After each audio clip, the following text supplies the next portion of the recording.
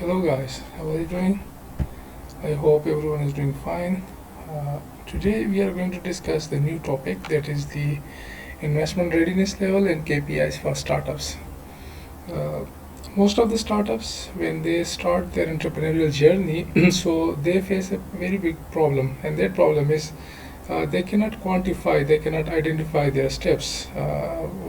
What I mean to say by this is they are clueless in the sense that where they are going.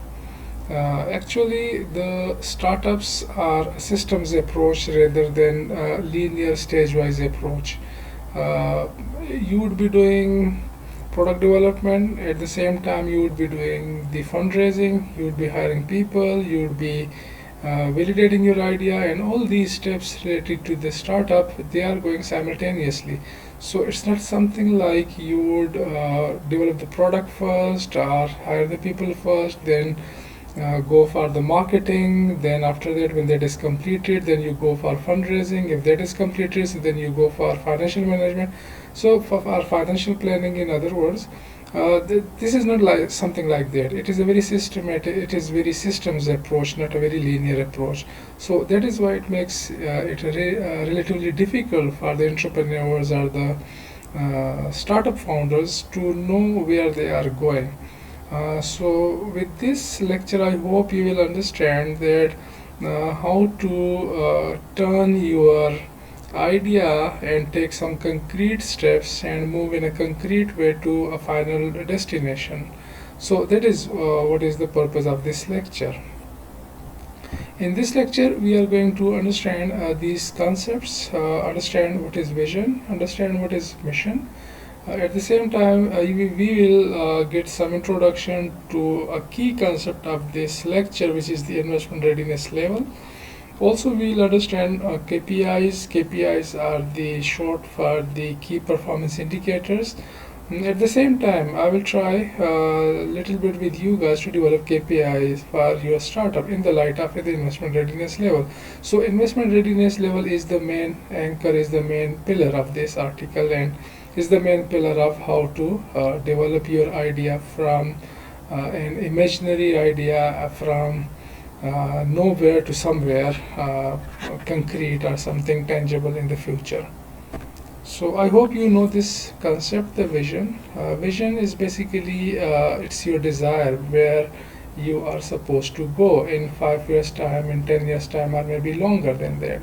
So for example, the vision could be I want to be the leader in the healthcare sector, or for example, I would like to be the Facebook of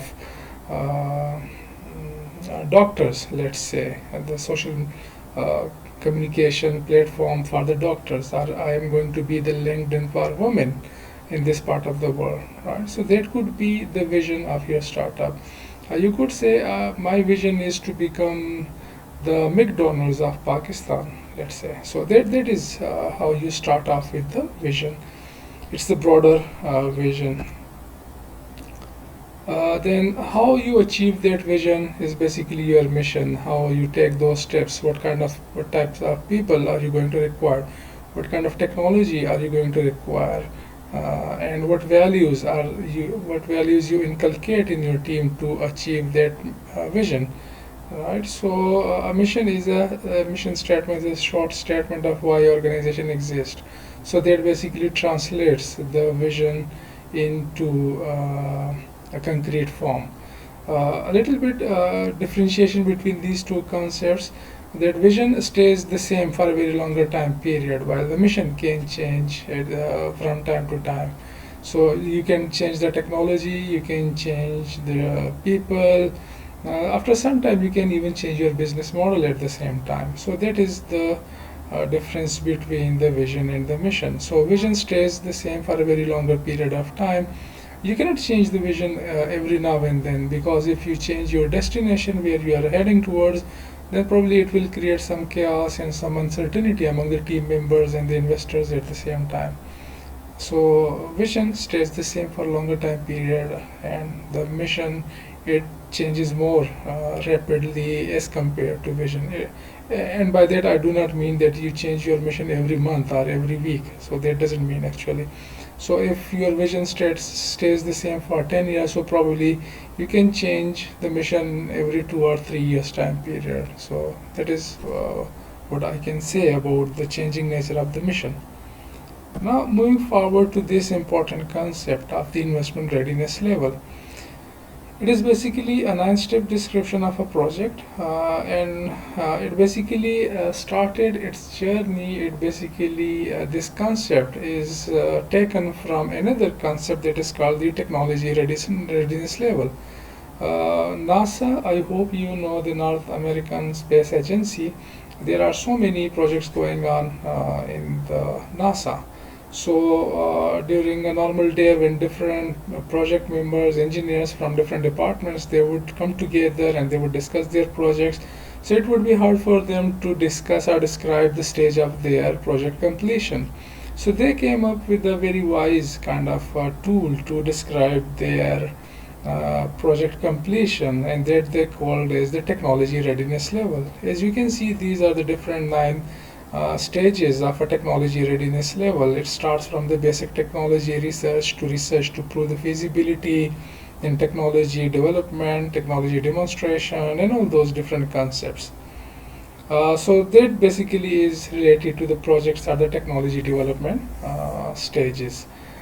Some professors at Stanford or maybe Harvard, I'm not sure about those guys who got this idea from NASA and applied it to startup world. So they came up with the investment readiness level as for the technology readiness level. So they basically used this tool is how much this startup is ready for investment or for more funds, or how much this startup is growing at different stages of the startup. So again, I would say the 0 stage would be the idea stage of your business. And when you turn your rough idea or so what you call that particular word, but if you can turn your idea and write it on a piece of paper with the help of a business model canvas, so then you have done something, and you have converted a rough idea, so an unclear idea, into some clear version of the business. So that is how you start. So the first stage is basically the canvas of the business model, canvas of the idea. Then the second step is the market size, and if you do the competitive analysis and do some market research, so that basically you took another step and your idea is more clear now. And if you go out in the market and validate your idea and ask the customers, and if that problem really exists in the market, so you did some more work on your idea. So that basically is the third stage. And then if you develop some prototype based on that proposed solution or proposed idea, so you took another step, and now your startup is getting into some kind of shape. So that is the fourth step. And when you offer that solution, or you give that solution to your target customers and see if that helps them, and whatever the outcomes are, whatever the lessons are, whether it is solving the problem for the customers or not, so that basically you took another step. So now your startup, your business is more getting into shape, kind of a thing. What we mean by the validating the right side of the business model, if you remember the business model, so on the right side we discuss things related to the target customers, value proposition, the customer relationship, the channels, and the revenue models, the pricing things, all these things. So you basically validate, you basically confirm whether that applies to the target customers or not. So if there are some problems, so then you reassess or change your business model accordingly, according to your new learning from the market. Then you go back again and then again offer the developed solution or the improved version of the solution, and that basically becomes the seventh stage.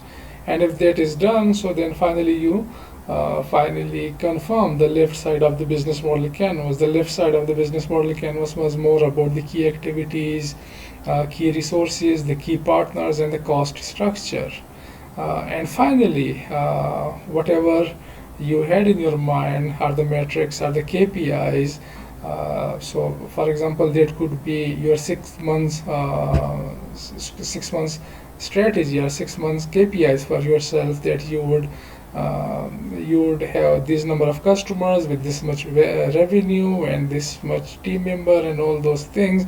So then finally, when you have all those numbers and all those data with you guys, so then you are ready to sell your idea to people, and they to the investors more specifically. So that is how we move from 0 idea stage to the 9 stage, where your business is almost ready to raise finances or raise funds for your business, if that again impresses the investors and that is in their domain. So that is how. But again, I would like to emphasize, you can see from these steps, so your rough idea, your raw idea from nothing, and it has taken some shape at the 9th stages. So I think, I believe this is the right way to convert your raw ideas into some kind of tangible business versions of based on your ideas.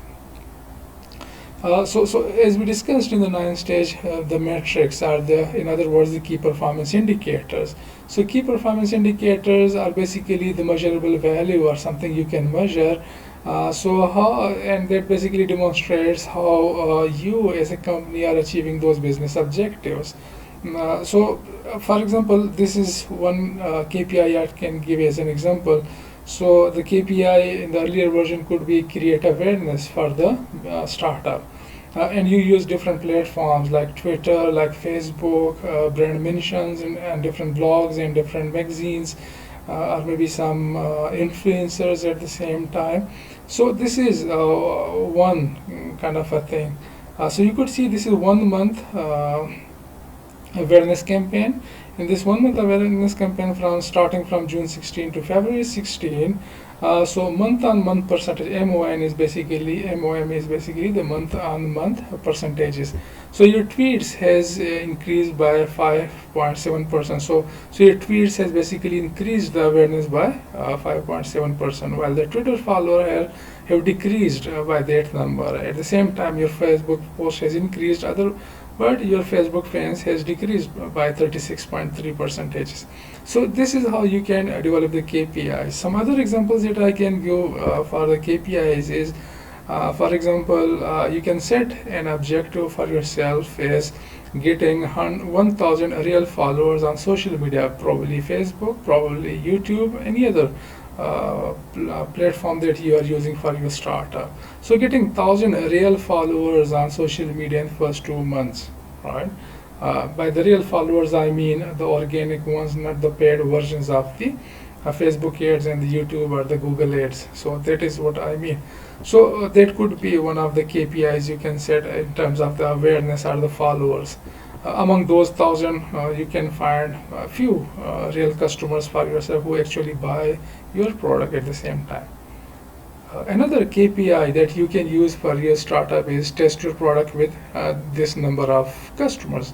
Probably you want to test your solution, your software with 1,000 customers or maybe 10 customers. So that depends on how you see your software or your target customers. So if those are valuable customers and your target total market size is almost 1,000, so getting few 5 or 6 target customer would be more than enough. But if you are developing a solution for million people, so then again, so few hundreds would be enough for you guys. So X is like depends. Another KPI for you could be launch the beta version of your product in this particular amount of time. So for that you need to hire certain people or buy certain tools in order to develop their product. So that could be another type of the KPI. At the same time, another KPI could be raise your first $100,000 capital in the coming 6 months. So how you become ready for that? What are the improvements that you require in your startup? So these are the different examples of the KPIs that you can set for your startups. So going back to this discussion on the investment readiness level and the 9th stage, where we discussed the validate metrics that matter. So what are the metrics that matters to you? So that basically I would suggest, if you do not have experience, then I would suggest sit with someone and who can guide you in how to develop your KPIs, probably some incubation program or some accelerator program, some your course instructor or someone in the family could help you with those things. So this is the key performance indicators. It basically determines how you're progressing and how you measure your progress. So if you cannot measure your progress, then it's probably difficult for you guys to do something for sure in the future. So one of the most important thing is whatever you do, you need to measure that. If you cannot measure it, then it would be hard for you to control it. And if you cannot control it, then you cannot increase or decrease it. So I hope you understand the point.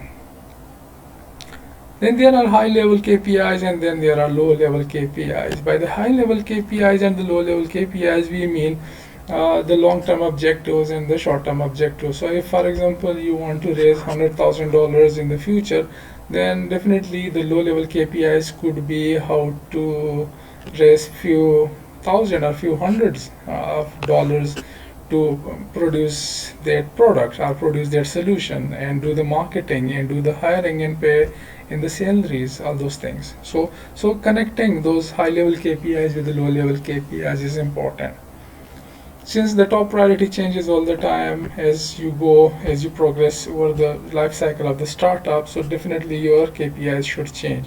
So the first 2 months KPI could be attract 1,000 followers, but in the future it could change to convert 5% of those new followers on Facebook to real customers. So that would change at the same time. So I hope that makes some sense. Finally, these are some of the things that I can suggest to you guys, that how to set the actionable KPI. So the first thing first, always link your strategy with the objectives. Strategy is basically the tactics, the things that you do in order to achieve your objectives. Analyze your current position or your current performance. If you are at the 0 stage, then you should be thinking about the stage 1 rather than you should be thinking about the stage 5. Right. So that is how you should have mindfulness about your business, that where are you and what you need to do in the short run. And then when you set the short term, does they also connect these short term objectives or short term tactics with the long term tactics? It should go in sync with each other. So whatever you're doing now, it should be in line with something you are trying to achieve in 1 or 5 years time period. So that is what we mean by connecting the short term objectives with the long term objectives. And definitely review your targets with the team members. Maybe those are your marketing team or the product development team or the finance guys. So always have team meetings and discuss and review the targets. So if you have set some very aggressive kind of objectives for yourself, so and if you fail to achieve those objectives in your specified time period, then reassess and set some lower level objectives for yourself. And if, for example, if you have set too humble objectives or too low objectives which you achieved within the first few weeks of the 6 months objectives, so then you can change it to a higher level objectives since you achieved it so fast. So then next time you have more confidence and you can have a bigger objective for yourself. So always review the targets with the team and review the progress and readjust where it is required. So that is what I can suggest to you guys.